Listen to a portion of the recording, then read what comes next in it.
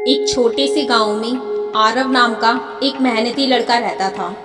उसके सपने बहुत बड़े थे, लेकिन हर बार जब वह कुछ नया करने की कोशिश करता, उसे असफलता ही हाथ लगती। धीरे धीरे उसने मेहनत करना तो नहीं छोड़ा, लेकिन उसके मन में एक डर बैठ गया। इतनी मेहनत के बाद भी अगर फल नहीं मिला तो क्या फायदा। एक दिन गांव के पास स्थित प्राचीन शिव मंदिर में महाकाल की पूजा के लिए मेला लगा।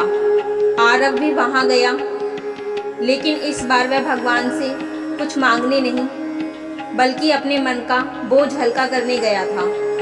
मंदिर के शांत वातावरण में बैठकर उसने आंखें बंद की और मन ही मन में बोला, हे महाकाल, मैं मेहनत तो करता हूँ, लेकिन हर बार असफल हो जाता हूँ।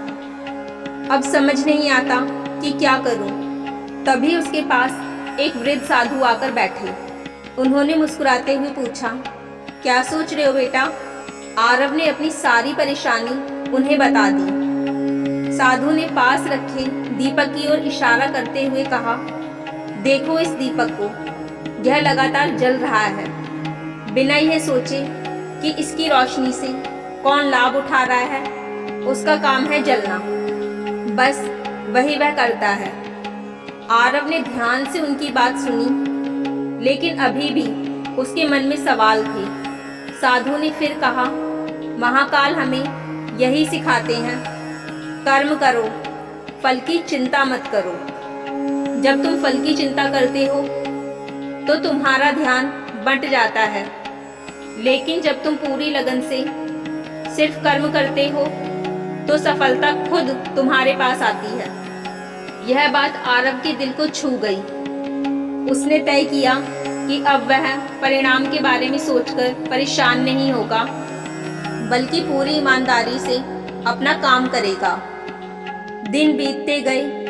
आरव ने बिना किसी डर या उम्मीद के मेहनत जारी रखी।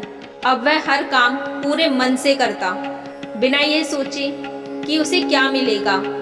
धीरे धीरे उसकी मेहनत रंग लाने लगी।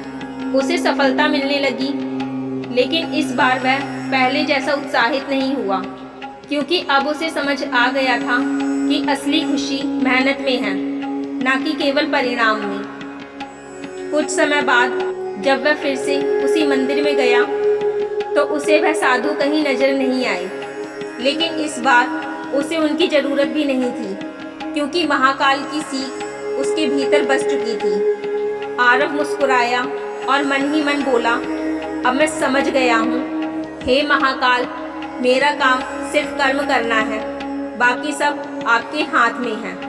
उस दिन से आरव की जिंदगी बदल गई। उसने ना केवल सफलता पाई, बल्कि एक सच्चा और शांत जीवन भी जीना सीख लिया। हर हर महादेव।